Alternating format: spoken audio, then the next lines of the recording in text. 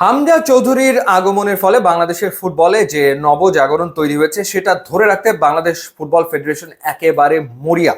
তারা এটা আসলে ধরে রাখতে চায়, এই যে ক্রেজ তৈরি হয়েছে ফুটবল নিয়ে, সেই ক্রেজটা তারা ধরে রাখতে চায় এবং তারা নানা উদ্যোগ আসলে গ্রহণ করছে। এবং সামিত সোম, তার সাথে আসলে বাংলাদেশ ফুটবল ফেডারেশনের যোগাযোগ হয়েছে।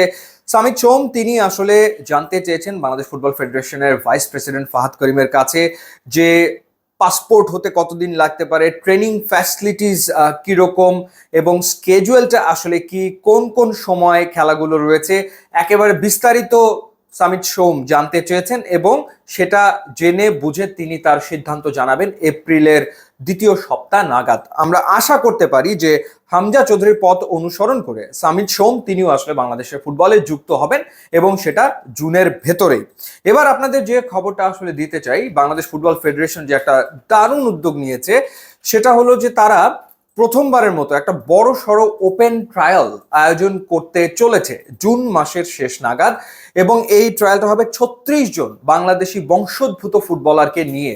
বাংলাদেশের যারা বিভিন্ন দেশে ছড়িয়ে ছিটিয়ে রয়েছে তাদেরকে আনা হচ্ছে, তাদেরকে এনে এই ফুটবল ট্রায়ালটা হবে। অর্থাৎ এক একজন এক এক লেভেলে হয়তো খেলে, কেউ সেমি প্রফেশনাল লেভেলে খেলছে, কেউ প্রফেশনাল লেভেলে খেলছে, কেউ বা ভীষণ রকম ট্যালেন্টেড। তো তাদেরকে ডাকা হচ্ছে, তাদেরকে ডেকে নিয়ে 36 জনকে নিয়ে একটা ট্রায়াল হবে, সেটা জুন মাসের শেষ নাগাদ। এই 36 জনের ভেতরে 32 জন হচ্ছে পুরুষ ফুটবলার এবং ইন্টারেস্টিং ব্যাপার হচ্ছে যে 4 জন নারী ফুটবলার, অর্থাৎ বাংলাদেশি বংশোদ্ভূত 4 জন নারী ফুটবলার, তারাও কিন্তু এই ওপেন ট্রায়ালে অংশ নিতে যাচ্ছে। বাংলাদেশের মেয়েদের দলও তৈরি হচ্ছে এএফসি এশিয়ান কাপের বাছাই পর্বের জন্য। তো সেটিকে সামনে রেখে 4 জন নারী ফুটবলার তারাও আসলে আসছে। এবং এই যে টোটাল 36 জন ফুটবলার তারা আসলে কোন দেশে সেটা যদি আমি আপনাদেরকে জানাই, সবচেয়ে বেশি 15 জন ফুটবলার আসছে ইংল্যান্ড থেকে। এবং এই 15 জনের ভেতরে 12 জন হচ্ছে পুরুষ ফুটবলার, অর্থাৎ ইংল্যান্ডের বিভিন্ন লেভেলে খেলছে এরকম 12 জন পুরুষ ফুটবলার আসছে বিভিন্ন বয়সের, এবং 3 জন আসছেন নারী ফুটবলার ইংল্যান্ড থেকে। 7 জন ফুটবলার আসছেন সুইডেন থেকে। এই 7 জনের ভেতরে 6 জন হচ্ছে পুরুষ ফুটবলার এবং 1 জন হচ্ছে নারী ফুটবলার। এছাড়া আমেরিকা থেকে আসছে 3 জন ফুটবলার, ইটালি থেকে আসছে 1 জন পুরুষ ফুটবলার, অস্ট্রেলিয়া থেকে আসছে 1 জন, কানাডা থেকে আসছে, এস্তোনিয়া থেকে আসছে, আরো 2-1টা দেশ থেকে আসছে। এবং এই পুরো যে প্রসেসটা সেটা কোঅর্ডিনেট করছেন সাকিব মাহমুদ। তিনি ডেনমার্কে থাকেন, তিনি আসলে কোঅর্ডিনেটর বা প্রজেক্ট ইনচার্জ হিসেবে তিনি আসলে দায়িত্ব পালন করছেন। তো আমরা আশা করতে পারি যে এইখান থেকে আসলে বাংলাদেশ আরো ফুটবলার পাবে।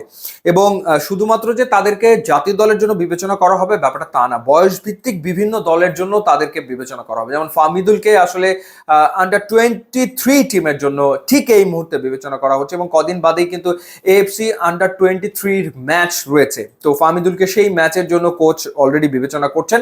এই ওপেন ট্রায়াল থেকে বিভিন্ন জনকে বিভিন্ন ক্যাটাগরিতে হয়তো বা বাফুফে চিন্তা করবে, 2-1 জনকে হয়তো বা ন্যাশনাল টিমেও আমরা পরবর্তী সময় দেখতে পাবো।